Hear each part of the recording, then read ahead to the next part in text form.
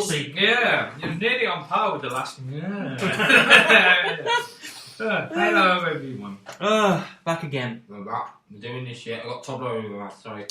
That's Toblerone for anybody who wasn't sure what you said. Toblerone. Could have said Todger. You know. No, Todger in my mouth. Yeah.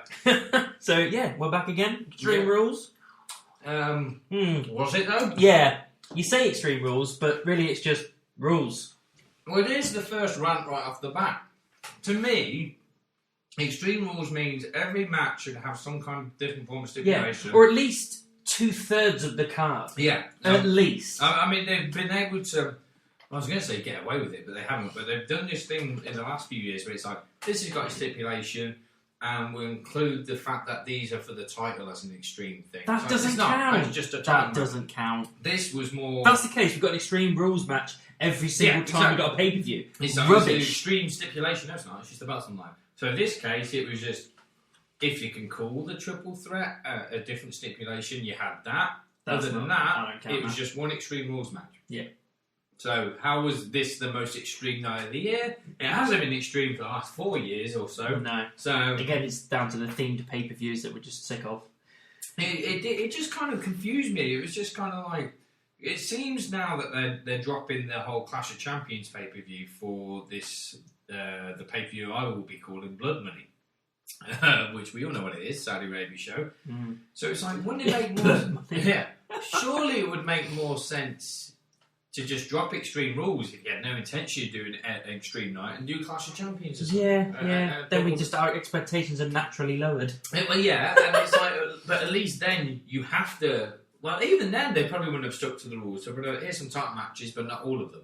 Because, well, there goes that theme out the window as well. Yeah. Anyway, do you want to do your thing? Yeah, so that was our first round before we even talked about liking and subscribing. So like, subscribe, share on YouTube, Facebook, Twitter, Instagram, Stitcher, SoundCloud, Apple Music, Google Podcasts, Castbox, Anchor. I think that's all of them, but there might be about 17 more. I don't know. It's just Angle Slam Podcast or Angle Slam Wrestling Podcast, and you will find us. I don't think there's many deaths. Or any. There's deaths, but they're not wrestling deaths. Yeah, I mean...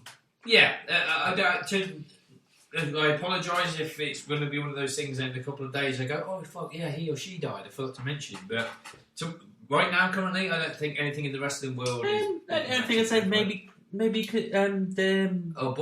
Boise, I suppose, yeah, because, I mean, he died.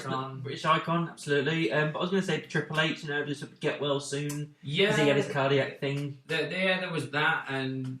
Yeah, as far as I know, he's quite stable. Yeah.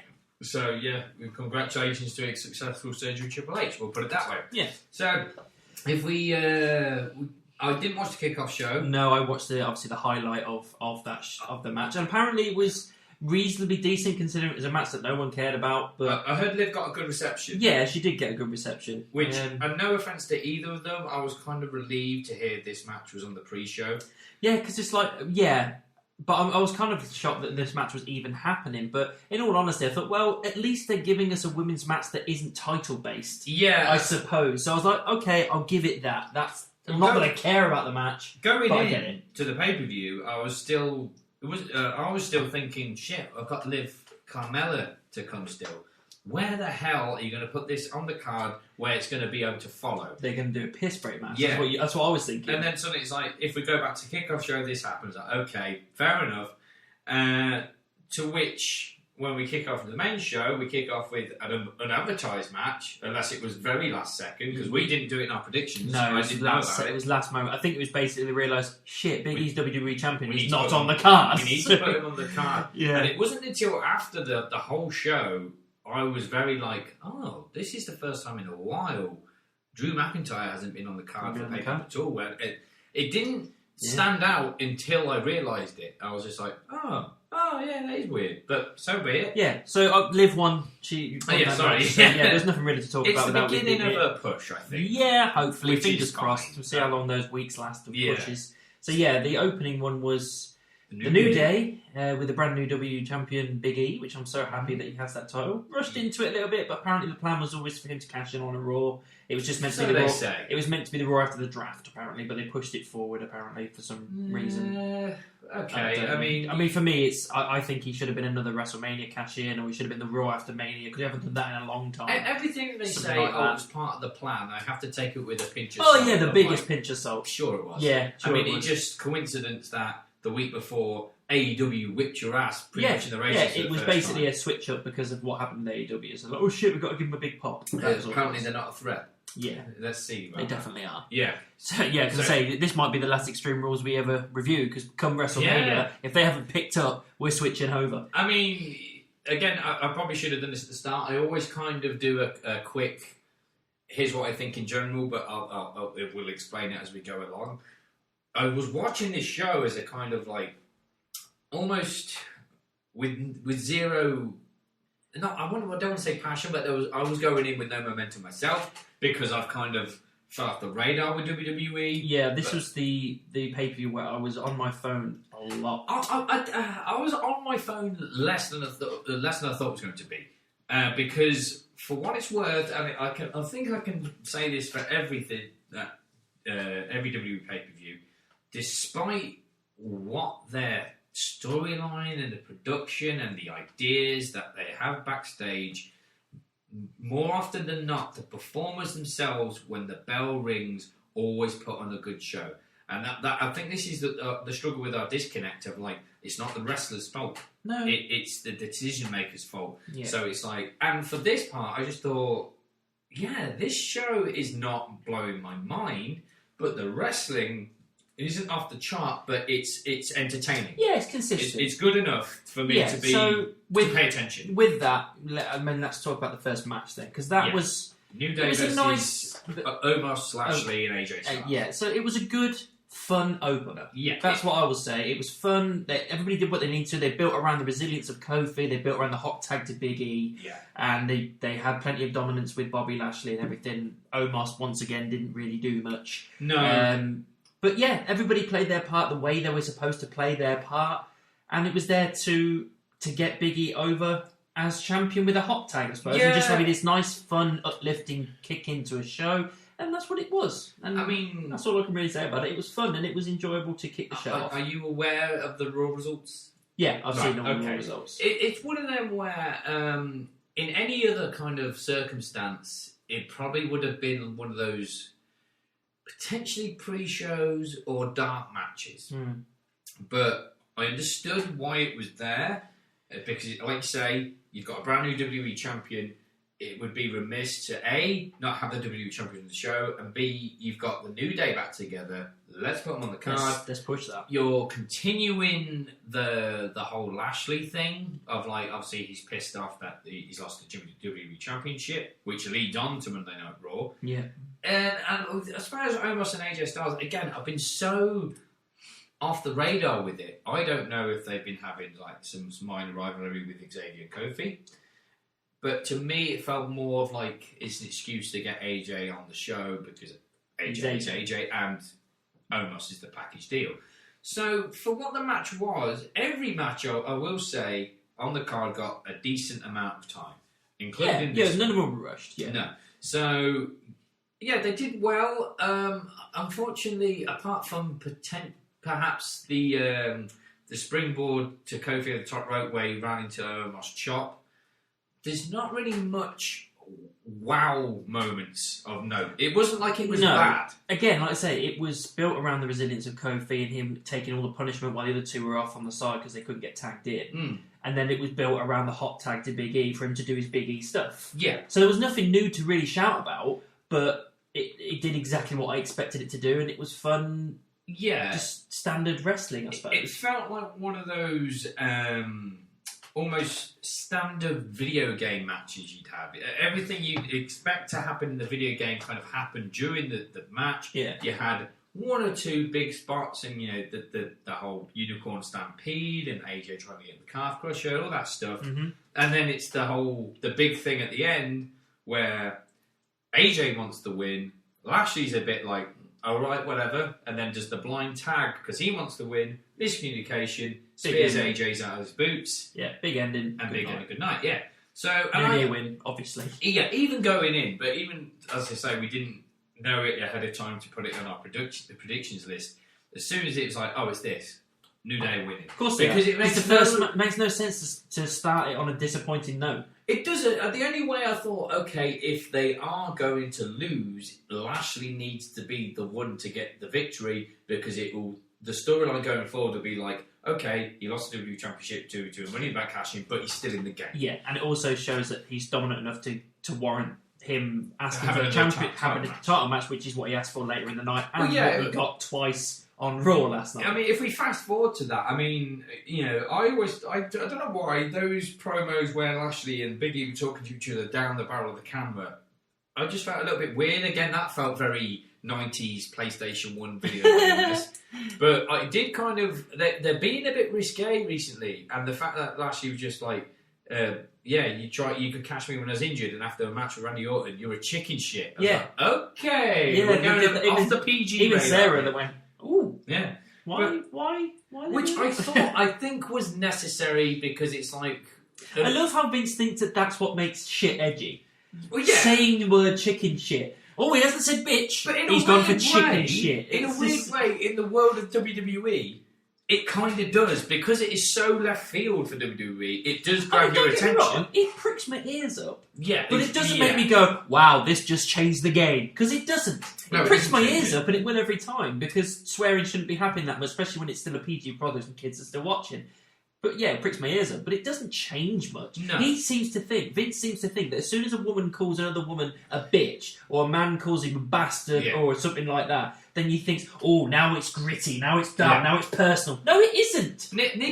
Nikki Bella was the queen of fucking it up. She'd always go, you're a bitch, but her decibel levels would go about 3 times higher. You are a bitch! It's like... No. The fact she's she's overemphasising. It's like you're prepping to say it. If the word was powerful enough, or the promo was powerful enough, you wouldn't have to do that. That's why there's a difference. Don't get me wrong.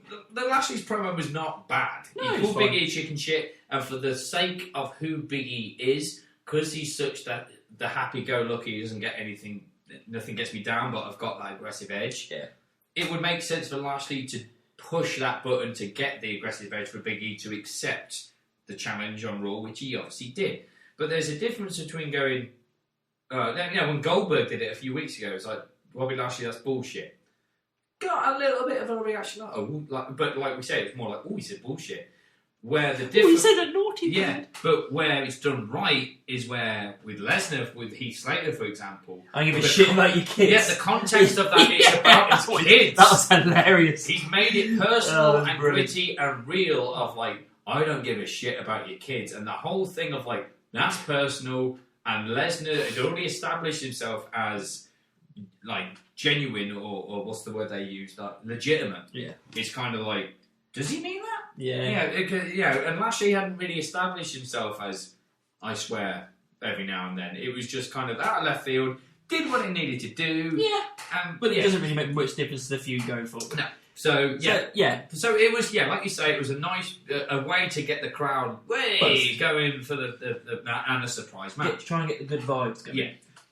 So the following match was for the SmackDown Tag Team Championships. So it was Usos versus the Street Profits, which again surprised me slightly. Good, I enjoyed it. I can't remember when was the last time I saw these two going at it. No, it was a while ago, weren't it? It was quite a while ago. The two teams. I think the problem with the Street Profits and the Usos is they're pretty much the only, apart from the Mysterios. The only... Yeah, but they're close to a split up as well, by the looks of it. There's barely any teams. It almost seems like, even when it's not a rerun, it seems like it's a rerun because they're the only two legitimate teams on SmackDown. We were talking about it because Cole, I think halfway through the entrance of the Street Profits, said, "What happens in the draft if they get split up?" I was like, "Well, you can't split them up because you haven't got any of the fucking teams. There goes your division. Don't get rid of your fucking teams because you haven't barely got any." But yeah, if you rather than just these makeshift ones like Nikki and Rhea being thrown together for some reason, shit like that. I was going to bring that up. Like, I genuinely every now and then forget the women's tag titles exist. Yeah, and it's kind they of don't shit. care about them. I forgot that they changed hands. Yeah, it's to be honest. And I still every now and then have to, don't get me wrong, I know who the women's champions are, I know who the world champions are. I have to remind myself sometimes, like, who the other ones are. Yeah, because they don't put enough effort in. Yeah. But, yeah, so the tag match, it was a good, fun tag match, plenty of stuff going on. They worked on the fact that Ford's ribs were hurting, obviously, from the beatdown he took from Reigns on SmackDown, which again was a fun match.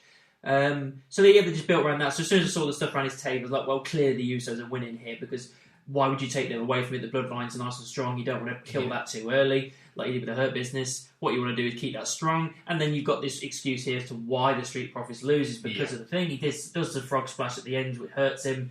And I think it's... I can't remember how the fucking thing finished, to be perfectly honest. It was, I think, a couple of splashes, and then I think it ended up with a kind of a super kick, almost party to Montez Ford. Yeah. And I think... Oh, it was the splash and the leg drop at the same time with the Usos. Yeah. To his face and to the injured ribs, and game over. Yeah. But so, they did everything they need to do. They do what they usually do in a match with this tag division. They delivered. Yeah, it delivered. It's fun. I never really thought going in that they wouldn't, but it was also, I was kind of going in with, I'm not expecting to see anything I haven't seen before.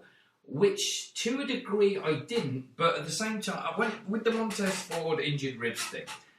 I thought, okay, you're going in with the injured ribs, so this is the obvious story arc for this match, that Montez is injured. Can he overcome it, or will it be their downfall? Yeah. And even watching it, I was thinking, is it a kind of a cheap tactic now to easily go, like, when you're talking backstage of how we're going to build this match, it's like, well, let's just say I'm injured. And it's like, it's a scapegoat, isn't it? Yeah. It's always a scapegoat, but the problem is it's become painfully thin now and painfully obvious. So because of that, every time we see it, 99% of the time, we look at that and go, well, he's losing now. Yeah, and it's just too obvious, and then it just instantly Investation. Is that right? Is that the right word? I don't know. Investment. That's the Investation. What the hell was that? Jesus. Investment. My brain's going. My investment in the match just instantly sucked away because you know what the result's going to be. It's every now and then they may surprise you, but it's very, very rare. I didn't really go in with without the injured ribs. I was still going in with, no, it's not time for Usos to lose the belt. Not at all. They've only just brought out the Bloodline T-shirts. Yes, but I thought think of the merch sales. You know what I mean? You say that, I thought that about the Mysterios. They dropped the belts quite quick, and the Becky 2 Belts T-shirt was out for about a month. Yeah, but if you look at the design, the Becky 2 Belts is white text on a black T-shirt. It's so easy to knock up. You can go on any T-shirt thing and knock it up in 3 seconds. The Bloodline thing is something that's been designed. That's taking time. It has. There's a lot of thought gone into it. They're not getting rid of those merch sales anytime soon. Once they stop wearing those T-shirts, then you'll think maybe it's going to happen soon. But there's something happened. It just got a small tangent. Seth Rollins was on the Broken Skull sessions with Austin, and it was okay, but for the most part, it wasn't telling me. It felt most of it, 90% of it, was Austin kind of going, "So you did this," and Seth's like, "Yeah, I remember." And that was kind of the summary of pretty much all the stories. They're like, "You're not telling us anything we don't already know." Yeah. So, but the only thing that kind of made me think, "Oh, okay, I didn't know that," was the breakup of the Shield. They originally happened a few months after WrestleMania 30.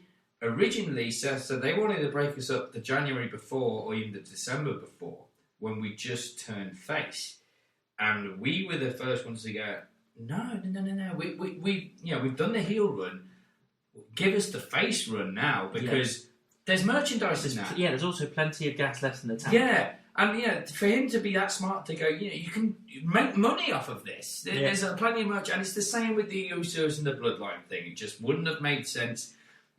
But to the point with, obviously, like I said, going in with Montez Ford, injured ribs, okay. I didn't see it as an obvious victory-loss thing. I saw it as potentially lazy storytelling. Yes. Let's go with that. Yeah, However, I mean, that sounds like WWE, doesn't it? However, they made it work. Yeah, to I the mean, point. it was enjoyable, but it's not. I don't know. I enjoyed it. The guys did awesome. It was a fun match, but it's not something I'm going to be talking about very often. No, and to be honest, that's pretty much the same for this rest of this pay per view. It was good. It was fun. It was just I'm not talking about it. Yeah, it was. Except for maybe the end. So yeah, there's the whole. They're very athletic. They're very gifted, high flyers.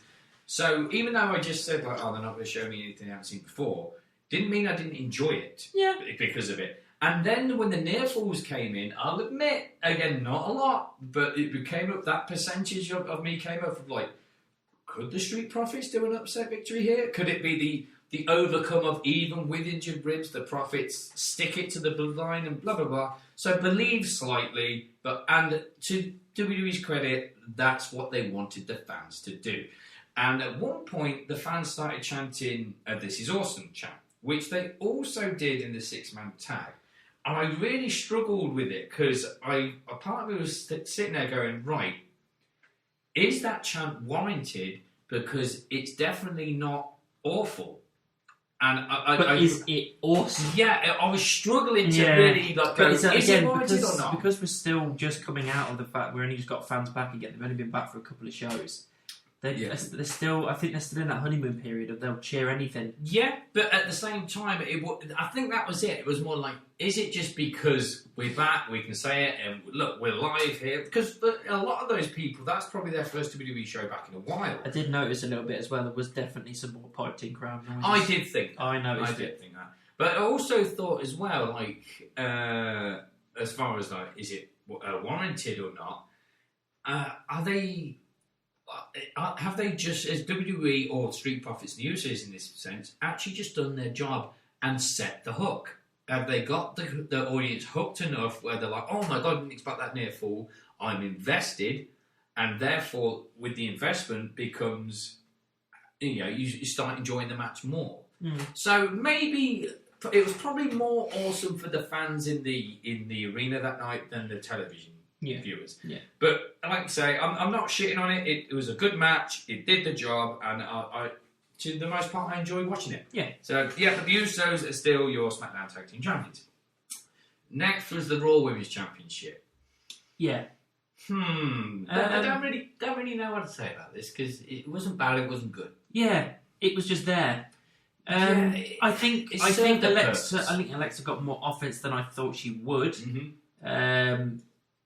I'm glad that they've dropped this whole spooky gimmick thing. She's got this kind of crazy character, but all the spooky element and everything, all the witchcraft kind of stuff that doesn't make any sense. That's all been thrown away, which is good. So the Lily doll is a less offensive thing to me now because they've thrown away all that crap, like the eye winking. They've got rid of all that. And it's just a doll to be creepy, and that makes sense. That's all you need to do. Strip it back, and they've done that. Having said it, there's nothing that really stands out for me. Like, it was a match. They've had better matches. They both had better matches. Again, I'm literally trying to pick out any kind of big spots or big moments, and the only thing I can think of is at the end. At the end, obviously, Charlotte obviously retained. She didn't lose, and it was when she ripped up the the doll. She ripped Lily and her own doll. Yeah. Which not Charlotte didn't have a doll. Alexa made the doll. So she ripped that doll up and everything, and then Alexa was obviously really upset and everything. And then she went up the ramp, and then I saw a big botch, the pill. Oh, so you can see the pill in the mouth. Obviously, she did it so she'd foam at the mouth, and it'd make her look more crazy and insane and everything with her upset and everything. But it just didn't work. So that's just an unfortunate botch. I don't know if it was the cameraman's fault or just. But apparently, this is a way to write her off. She's off TV for the next few months. I've heard that she's taking time. So, I mean, yeah, fine. But yeah, nothing really stands out for me. I'm just kind of like, it was there. It happened. It did what it needed to do as far as making sure she's written off TV because she's so distraught that she lost Lily. That's it. That's all I can really say. Again, the match was one of those, again, that didn't do anything wrong. And again, I was not exactly invested, but I was enjoying it enough to sit there and watch it for the most part. And I did think, we always kind of shit over Charlotte, but also praise how good she is. I praise how amazing she is as an athlete, amazing she is as a heel, character, all of that works. It's just that she's starting to be rammed down our throats like Reigns used to do when he was a face. Yeah. And it doesn't. That's what's starting to get on my nerves. They're so desperate to give us so many championships as quickly as possible. Well, this was the kind of the conflict with like, are they that desperate to get the numbers up? Is this going to be she drops the belt to Alexa? Because on one side it makes sense for Alexa to win because she's fully embraced this mind games persona that it could overcome, and she's been pushed as quite a strong character. But at the same time, it's like, if she won, where do you go from there? Yeah, which is still kind of my concern with Big E at the minute. Of like, do they know where they're going with him? So yeah, the match was what it was. To be honest, because like I say, I haven't been on the radar of it. I enjoyed more the pre-match vignette promo showing like Charlotte saying she wants the old Alexa, she wants to wrestle the old Alexa. This is some crazy bitch, and even the stuff like, oh, how original, and oh, don't speak to me about originality. Like, oh, okay, yeah, we're pushing the boundaries here a little bit, which WWE definitely needs to do because whether they like it or not, they've got some competition now. Serious competition. Yeah. So I liked it for what it was. There was but when I was saying with how I view Charlotte, I was looking at it like nothing against Alexa. I think Alexa's an amazing wrestler, amazing athlete. But I was just looking at Charlotte, thinking she makes it look so easy now. It's seamless for her. She knows everything she's doing. Oh yeah. She knows where she is. So yeah, I couldn't just. I wasn't watching the match looking at Charlotte going, wow, she's putting on a clinic here. I was watching her like, she's just smooth there. So she's smooth. There. And it's quite fair, I think, to say she kind of should lead the women's locker room as like the head of like, this is the bar you need to reach. So yeah, the match was what it was. Lily's now, for now anyway, destroyed. Until Alexa comes back with a Lily mask or something. Yeah, I mean, when they kind of focused on her like holding the remnants of the doll, I did think, like, are they going to do some creepy shit again where the lights flicker on and off and she's either disappeared, or is this where she finally... Because the speculation is Lily is kind of her version of the Fiend, and at one point Alexa will become Lily. Yeah. And it could potentially happen there, but knowing WWE, they're probably giving Alexa time off, and they haven't really thought about what happens when she comes back. No, of course they haven't. They'll rush into it. It wouldn't surprise me if she comes back as old Alexa. Yeah. With no explanation of what happened. Why is she now back to old Alexa? What the fuck happened? So, well, let's face it, they did it with a Fiend, didn't they? Pretty much. Pretty much. So there you go. Yeah. Charlotte still... It existed. Yeah, she's still the Raw Women's Champion. Next was the Triple Threat for the United States Championship. Yeah, I fun. enjoyed it. Again, fun. I really enjoyed it. Everybody did what they need to do. Sheamus is just showing once again how reliable he is as a wrestler, and just every match he's having is just consistent. He's a great position for a mid-card guy that can put these guys over, like Damien. Damien did everything that he was meant to do. Big guy stir, awesome offense and everything. Hardy, he did his usual Hardy stuff, but nothing too over the top. I don't think really. No. And again, it was fun, enjoyable. Everybody did what they need to do. It put Damien over strong at the end, which is good, and I like that. But again, nothing really stands out to me to make me go, "Holy shit, that was a moment," or "That was a piece." I think it was. I think it would be insulting to call it generic, because to me, it wasn't generic. No, it was slightly more generic, but that might be potentially because of the triple threat aspect.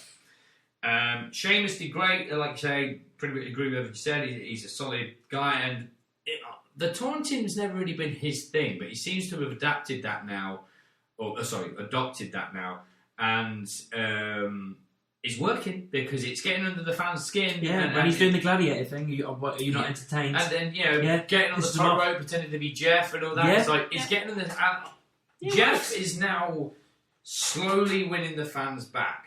Because he had a lot of support there. They were like... I think, but it's his hometown thing.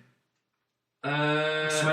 He's from North Carolina. This was in Ohio, wasn't it? They were in, I think I know what it was because he's Team Extreme and it's Extreme Rules. Potentially that, but there was a reason. I know there was a reason. It wouldn't surprise me if they probably put Jeff on the card because of Extreme, or they pipe in the noise. Maybe, but I genuinely think, I think it was the right call for Damien to win. He's only just won the United States Championship. But because I genuinely think Jeff and Sheamus were put in there to be kind of like, okay, it's an exciting match, and Jeff's a veteran, Sheamus is a veteran, it'll be good. Flavor. Probably like you say with the Jeff and Extreme thing, but also as good as Damien is, and they trusted enough to be United States champion, he's still quite a bit green. Oh yeah, he's still reasonably So Sheamus, and it's one thing to have Sheamus there to hold your hand, because Sheamus is a great person to call the match and follow my lead. But then you've got two to go follow us, and we'll bounce off each other. We'll make it a good match, and they did. But I genuinely think if Jeff had won that night, it would have got a bigger pop than Damien. Yeah, maybe, but I just didn't see it making sense. Again, like you say, it's too soon to take it off Damien when he's the fresh guy that needs to be built up. It would. Yeah. Jeff doesn't need it. Sheamus doesn't need it. It would have made sense if it didn't make sense for Sheamus to win it back this soon. But if Damien was to lose it, it would have made more sense for either Damien turned heel or for the shock factor. And if Jeff was the one to do it, it would have been more like, I really hate the whole story that Nikki got given the Money in the Bank women's briefcase and the championship as a reward from Vince of great originality with the character. And don't get me wrong, even though I don't like the character personally, it's all very, it's great for your boss to praise you for thinking outside the box. But don't make it part of the television product. The television product or your decisions involving championships should make sense to the story and the character. You can't just reward them just because they're doing a good job. Loads of people every single week are going out there and doing a good job and doing exactly what you're telling them to do. Yeah, exactly. So I'm sorry, but it's just that you're picking who you like. And the reason you like is because she's being all stupid and ridiculous, and Vince likes that. And let's be honest, he says it's original and it is fun, and I'm glad that she's getting over and getting more attention because we all love Nikki. But it is very Hurricane based. It's not really new. But and also, if that's how easy it is to get a championship, it's the equivalent of. It seems basically just like make a fool of yourself to get over. But it's also the equivalent of, I don't know, someone like Titus or Mojo walking through the locker room or corridor and seeing Vince crying his eyes out about something, and goes over and comforts him, and Vince goes, "You know what? Thank you for comforting me. We're going to hand you the world championship." Yeah. Because Titus is well respected backstage. He does a lot. Yes. But he's not being given anything. So. And I love Nikki to bits, and she's championship material, but not at that time. Mainly because the character she developed was not over enough. Yeah, it's very rushed. And what happened?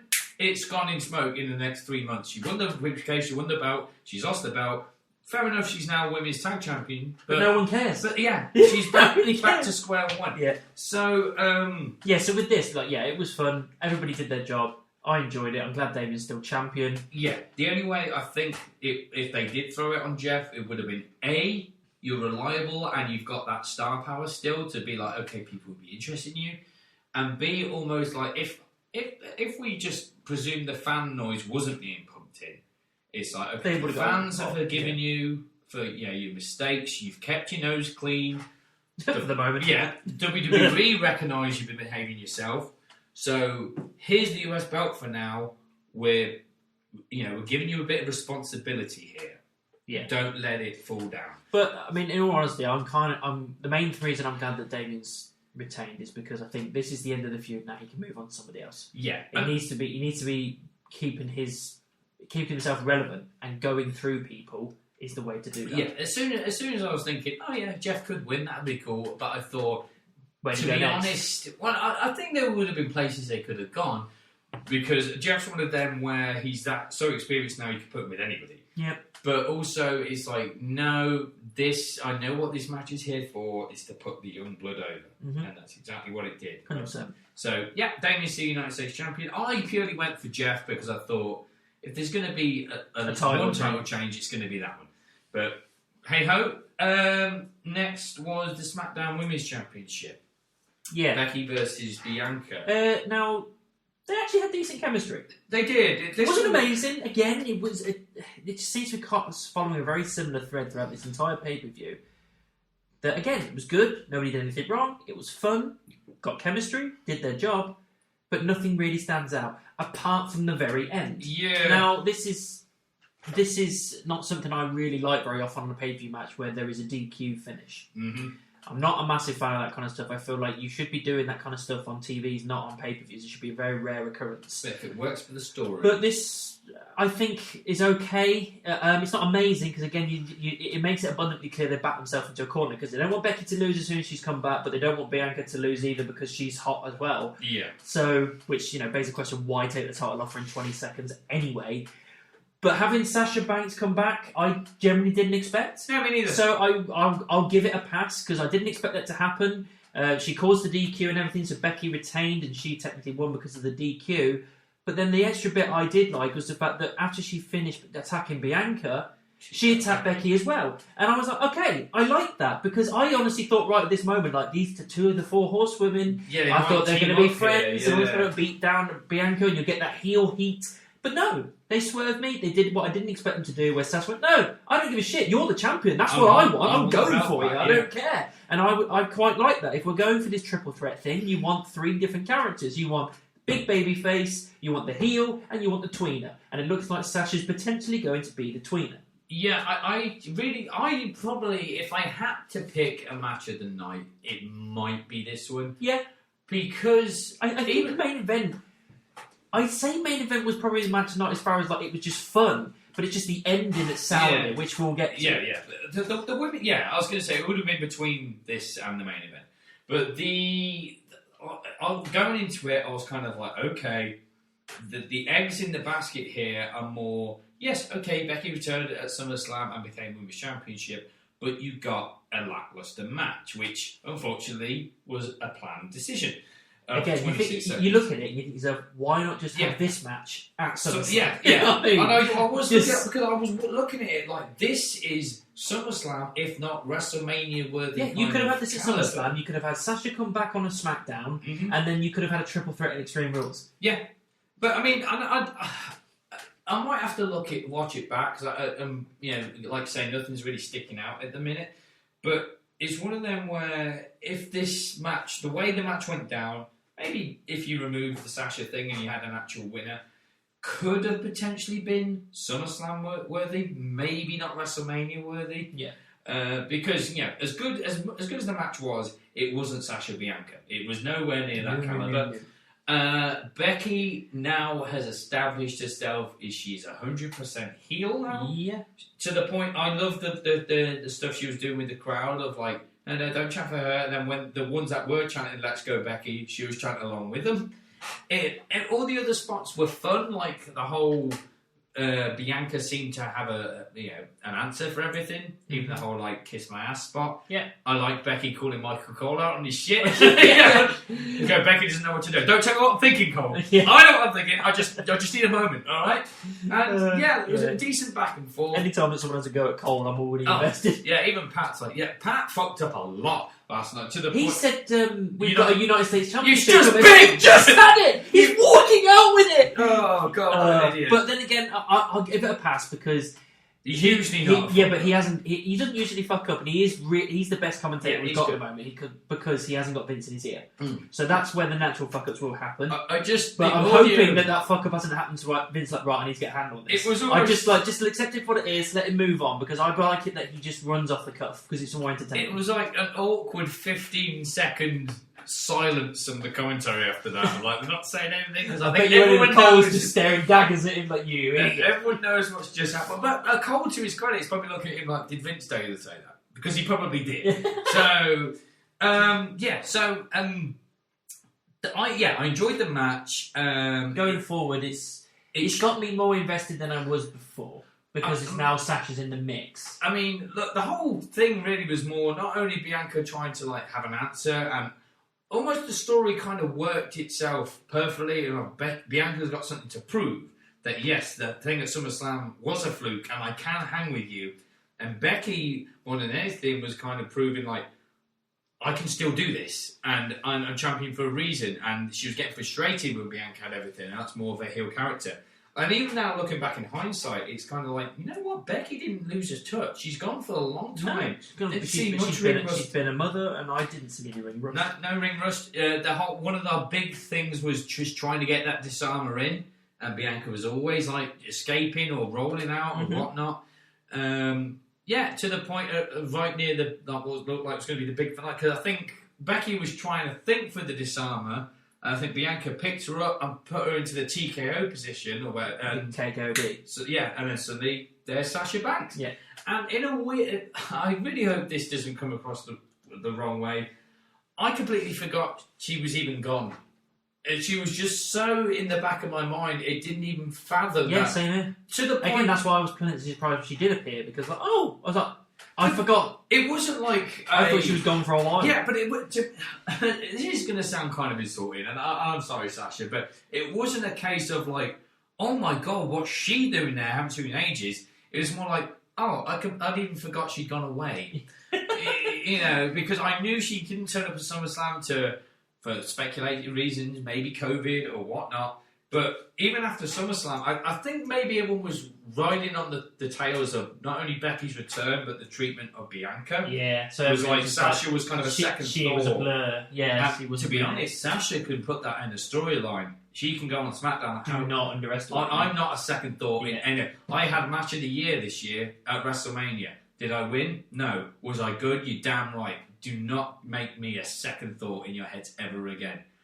And he's like, all right, yeah. So, I enjoyed what it was. I didn't see the ending coming. So, even, like say, with a disqualification, Becky's reaction after the Bianca attack, the whole little thumbs up, like, cheers, all the best. Kind of and she just got wailed on. And Sasha's like, I'm not playing that shit. Kind of So it was fun. And to be honest, it was one of those outcomes I don't think any of us saw, because all of us kind of like, Becky's got this. It was wrong on Bianca, but it doesn't make sense. But technically, Bianca won, because the official attack was on Bianca first, which means Bianca gets the disqualification victory. Just so happened afterwards, because at first I thought, is this no contest? And then Michael Cole claimed that it was. So did Bianca win that then? Bianca won by disqualification. I screwed up my predictions. I think apparently that was a Becky win. I thought it had a clean sweep. No. Bianca won because of a disqualification, because she was attacked. But even though it would have been either Bianca's win by disqualification or no contest. So, if Becky was attacked, Becky would have won by disqualification. Yeah. So good. Becky's still your SmackDown Women's Champion, but Sasha Banks' return, which means probably a triple threat on the card. Yeah, absolutely. Main event. Yes, so the only Extreme Rules match in Extreme Rules, which we've already covered, we are not happy with. However, the match, it's the Demon back for the first time in a very, very long time. Almost 2 years, maybe over 2 years. In my opinion, I think maybe they should have built up more with that rather than just going, let's just throw him to Roman Reigns, because we all know what the answer is here. And also with the fact that they announced Roman Reigns, Lesnar at Crown Jewels, it's like, well, we know what the answer's going to be here. There's no way they're going to take the title off him and have him just go at it. It's not going to happen. I did think maybe a swerve, like do Demon versus Beast, but I thought they're two. There it is. I'm giving them too much credit. Yeah. So here, obviously, it's.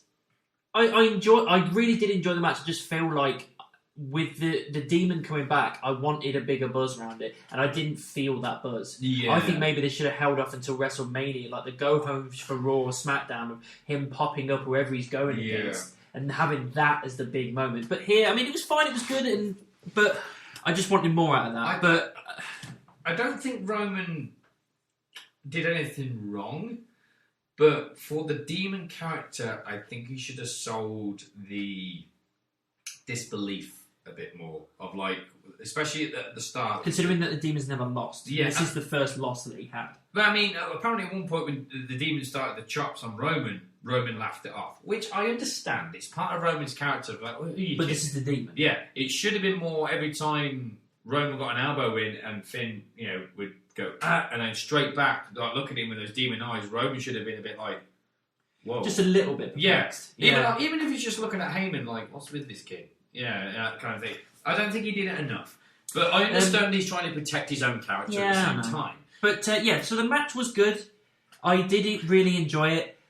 Plenty of tables, plenty of chairs. Could have done a bit more. But yeah, could have done a bit more. I found it a bit weird that when they went into the crowd, Reigns put a mask on. Now, I understand it's for your safety, and if that's what you want to do to be safe, then absolutely, I totally agree with that. If wherever you feel comfortable, I've said this now with loads of people that are just choosing not to wear a mask, it's up to them. But if it makes you feel comfortable, put a mask on, that's fine. But it begs the question, why bother going into the crowd at all then if Reigns is not comfortable not doing it without a mask on? Just don't do it. You know what I mean? But the rest of the match, like I said, plenty of spots, plenty of moments, and it was enjoyable, but it was the ending that left a proper bitter, sour taste in my mouth. It just made me think, of course Of course you have to wreck it. Yeah. You were doing so well up to this point, and then you had to wreck it. Basically, this is a way because you boxed yourself again into a corner where you couldn't have the champion lose because of how well he's doing as a heel character, and you didn't want to diminish the demon. So you did this kind of botched ending, and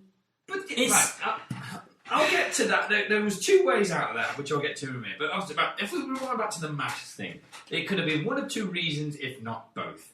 Number one, it's kind of like just the way he asked Heyman and Heyman handled it was more like so like a heel attack. Pat covered it of like, yeah, he doesn't want to breathe the air of these scum. I was like, okay, but in my opinion, you shouldn't be using COVID as a storyline. I'm sorry, but you shouldn't. No, I'm sorry, you shouldn't. It's not a thing to be using as a storyline. You're there at one moment advertising all these wrestlers saying, go and get vaccinated. And the next minute, you're getting the heel character put a mask on and say, I don't want to breathe the same air as these people. As if these people are poisonous to you. Also, it shouldn't be done. I know Finn didn't do it, but also it might have been more, for those like Roman might have been behind the scenes going, what about the people in the crowd who aren't comfortable with a big sweaty man that's just been wrestling this guy being that close to him? And now again it begs the question, why go into the crowd then? Yeah, I agree. But on the other side as well, which was still the same answer of why go in. With Roman's underlying health conditions, yes, as well. It makes and again, sense. For the third time, why go in? Yeah. Why do it? But why take that risk? Before, even though we know this isn't the reason why it didn't happen, when they got over to the pre-show table, that glass thing, I was like, God, if they go through that... Yeah, that would be a good spot. Didn't happen. Didn't happen. Didn't happen. But I did like, That's the thing with like Extreme Rules matches these days. There is always plenty of spots, like I say, and I do enjoy them. Tables, chairs, if they ever bring ladders out and shit like that, and commentator table spots. Through the barricade, you put him through the barricade at some point, which was great, absolutely incredible. I love that. But every single time I come away, we always say the same thing. There could have been a bit more. Yeah, there wasn't enough to make me go, holy shit. You know what I mean? It was an Extreme Rules match, and it's exactly what I expected, really. It was the spots I was expecting. I know what WWE are thinking. It's like, okay, so you either wanted a huge high-risk spot or blood. Because, no, that's not what we're saying. It's not blood. We're just saying it didn't feel like they were really taking advantage of the Extreme Rules. There was nothing that stood out from another Extreme Rules matches. Yeah, it was all the same stuff. Don't get me wrong, with the Roman Reigns going like, the crowd all night were chanting, we want tables.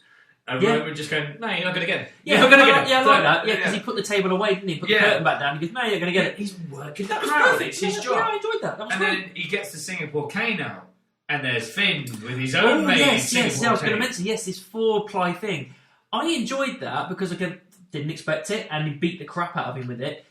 But he didn't use it for the rest of the match. He used it for like 30 seconds, about 3 minutes in, and that was it. It was almost. Come back to it. It's a story. You've brought that out at the start and beat him up. Come back to that at some point later in the match. When the Usos come out, pick it up and beat the shit out of him with it. Use it as a story point, because you didn't. You used it very quickly and brushed it off. It would have made more sense for Roman to destroy it and be like, oh, fuck you. Yeah. But or use it against Finn. Yeah. Because like you use your tools against it. It's the same thing with tables. Whenever people go through tables, 9 times out of 10, it's the person that sets it up goes through it. To be honest, because of the way it was built, it looked like the shots were quite stiff. But I was looking at it like, it seems now, because you've kind of not put yourself in the corner with it, but I was looking at it like, it looks like a single cane still would have done more damage. The way it whips, you can't really do that with a 4-ply one. True. So there was just like, okay, it was an interesting thing. It was a good spot to see Roman going, look what I got, and Finn's already there, as Demon going, I got my own fucking toy. Even though I did kind of think, oh, don't go Bray Wyatt Hammer with this. Yeah. And then, he put the chair out. Yeah, got Usos involved as well. That's where, to me, it kind of really got interesting. Because it was a very good kind of back and forth match.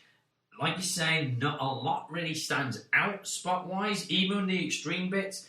And then when it looks like Finn's got something, the Usos come out. Finn fights back through over the barricade, through the commentator table, which to me it seemed quite weak. It just it was kind of a weak powerbomb, and the table just kind of collapsed. Nobody's fault, just happens every now and then. And then Finn gets hit by a bus. Yeah, through which was great, which I did enjoy.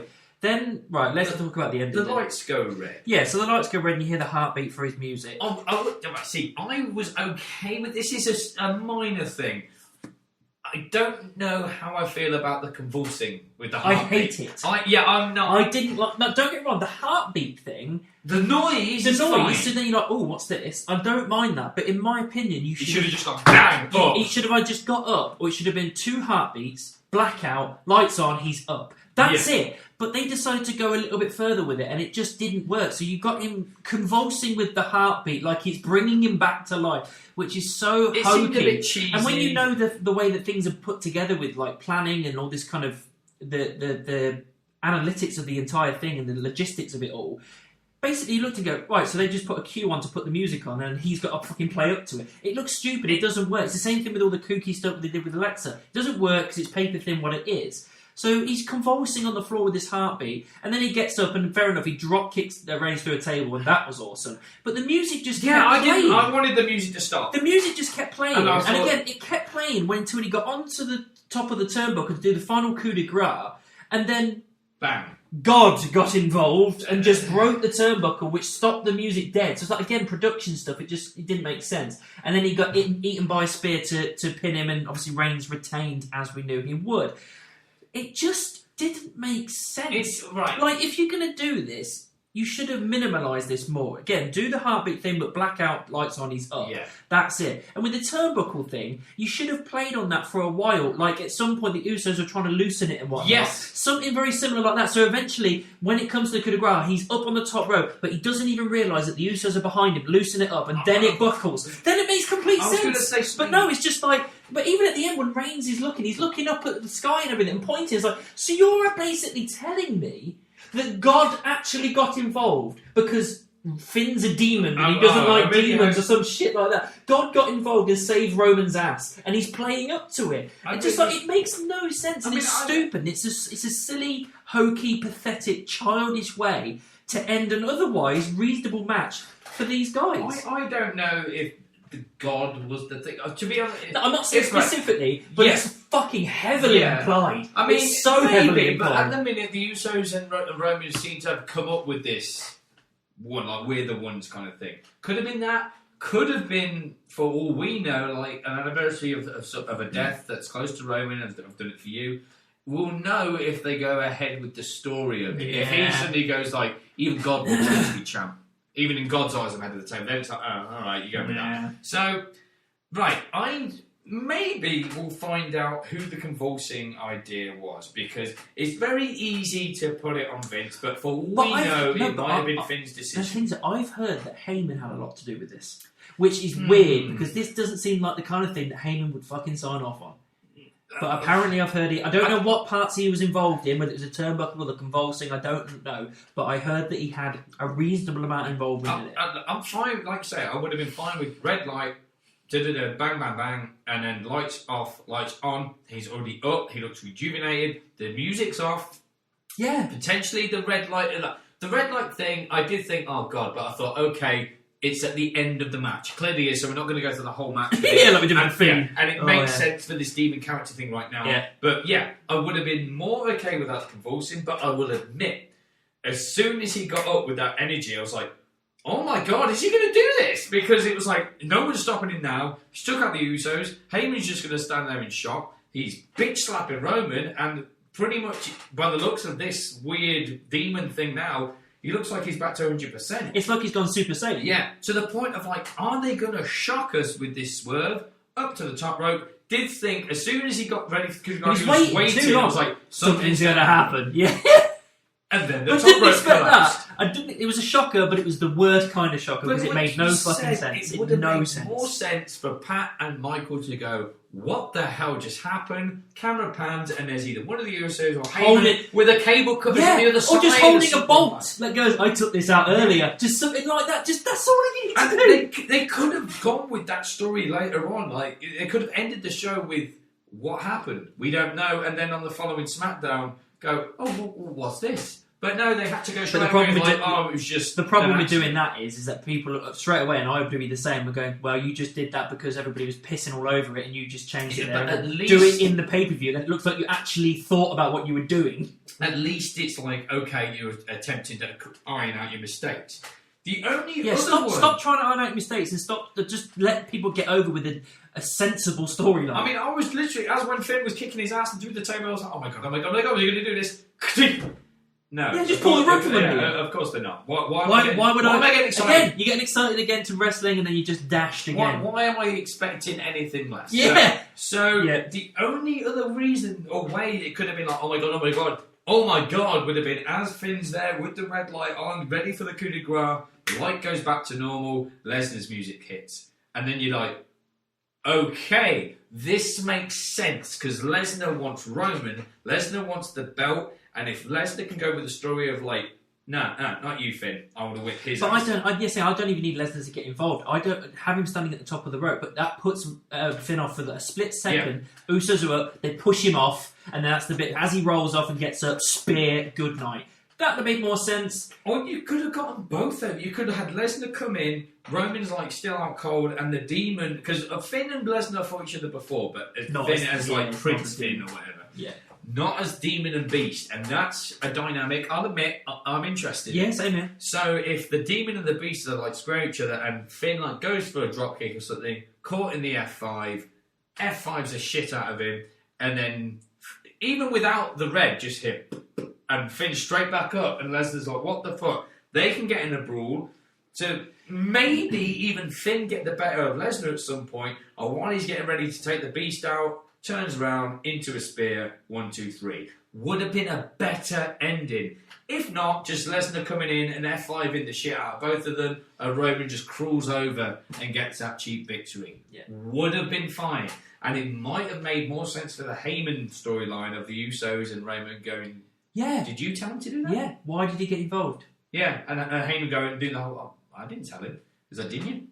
Because I do like how they're playing that storyline. How much is he talking? That is actually long-term storytelling, and it proves they can do it when they want to. But they had the segment on the show where I always forget Charlie. I think is like always bothering Heyman with, and I kind of like that dynamic that she's pissing him off, and Heyman's like, "You think I'm talking to Brock Lesnar, don't you?"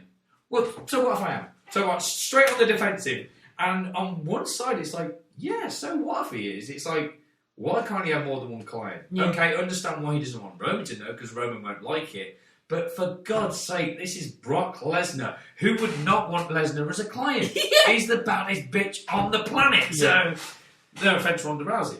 So, yeah, the match... She's a mother now, isn't she? She is. Congratulations, Ronda. Yeah. So, yeah, it's less of... Because I'm so expectant of this of WWE now, it was more... You're desensitized, aren't you? Yeah, it's less of a sour taste amount, more just kind of like... Well, that's that. Of course you did. Yeah. Of course you did. But, I mean, right, let's get to ratings then. Yeah. Again, reasonable wrestling, but nothing to really write home about. Unfortunately, with this, it's how you leave us. Yeah. And you left us with a really bitter, sour taste in our mouth that made no sense to the story being told or to the characters within it. So because of that, I'm going to give it a 5. Yeah, I'm going to give it a 5 as well. I was leaning, as during the show was going on, I was leaning towards a 6, potential 7, because like I said, wrestling-wise and the stories that had to be told in the matches were done very well. Yeah. And, to be honest, I can't think of a bad match of the night. Yes. So I was leaning towards 7, but yeah, I need to pay attention to that ending and pay attention to just the weakness of just the momentum. And no Extreme Rules matches bar 1. Yeah. You got to take that into account. It was just a weak build-up for the pay-per-view as a whole, and the stories were very like you say, paper thin. And they were very again, lazy. the reason I mark it so far down mainly because of that ending of the last match, which, in all honesty, we probably shouldn't focus on one thing. But I'm sorry, stupid booking and stupidity overall should not go unpunished. In my opinion, that's knocking off a couple of points. So that's why I'm giving it 5. It makes it what could have been a just above average pay-per-view became bang in the middle average. Yes. 100%. So 5 all round. Yeah, 5 out of 5. So yeah, it happened. It's done. Yeah, it's in the. I mean, what's the next one? Blood Money or Crown Jewel. Oh yeah, that. I think I don't even want to watch it. To be perfectly honest, I don't really know whether I want to watch it. I'll be honest, guys. We might review it if we watch it, but in all honesty, I don't really want to.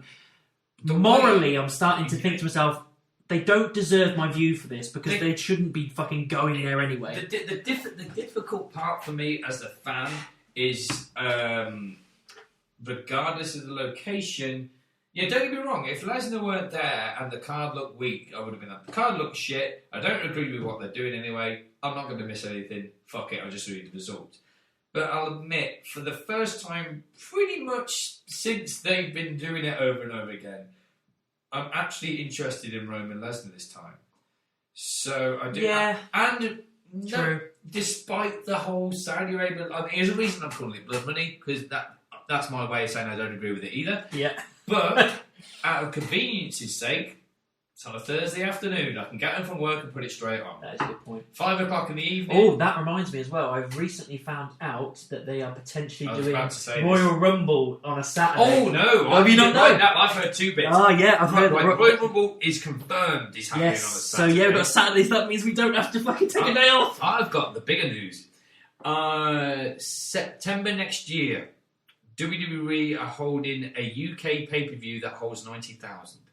That's SummerSlam, isn't it? Rumours it's SummerSlam because it will be like the 20th anniversary of the UK. But usually, they might play things around because usually it happens in August, SummerSlam. But if they do it early September, potentially. And I'd rather SummerSlam. Yeah, to be honest, it's got to the point where if they go, no, it's not SummerSlam, you'll get Extreme Rules or something. Be like, you know what? I don't think I'll go. I think I'll say if AEW are here around the same time, I'm going in there. Oh yeah. But if they give us SummerSlam, I'd go. Oh yeah. Because I've never been to a wrestling show. Yeah. I've never been, and I think, well, at the end of the day, they don't do this very often, and who says they're going to do it again? Yeah. Whether the card's good or shit, I want to try. I know I don't know any information of how this decision was made, but I'm going to go out on a limb and say thank you, Drew. Because I know he's been pushed pretty much every day. I'd say him and Triple H. I think Triple H is a big part to play. Drew, I mean, and it's also based in one of the main things with Drew, if they go, time difference, it'd be like, how can you say that when we're doing Saudi Arabia? There's There's no excuse. It is Australia as well. Yeah. There's no excuses. The only difference here with the UK is... hours. Yeah, and it's like, but I was going to say it's probably not Blood Money, but who knows in the UK? We've got our own shit going on.